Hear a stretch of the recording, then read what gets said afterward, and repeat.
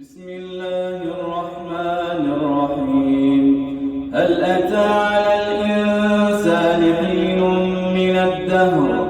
لم يكن شيئا مذكورا إنا خلقنا الإنسان من نطفة أمشاج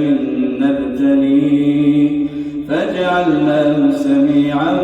بصيرا إنا هديناه السبيل إما شاكرا وإما كفورا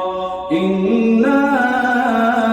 أعتدنا للكافرين سلاسل وأغلالا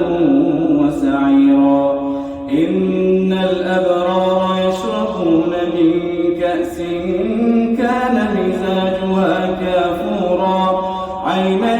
يشرب بها عباد الله يفجرونها تفجيرا يوفون بالنذر ويخافون يوما كان شره مستطيرا ويطعمون الطعام على حبه مسكينا ويتيما وأسيرا إنما نطعمكم لوجه الله لا نريد منكم جزاء ولا شكورا إنا نخاف من ربنا يوما عبوسا قمطريرا فوقاهم الله شر ذلك اليوم ولقاهم نضرة وسرورا وجزاهم بما صبروا جنة وحريرا متكئين فيها على الأرائك لا يرون فيها شمسا ولا زمهريرا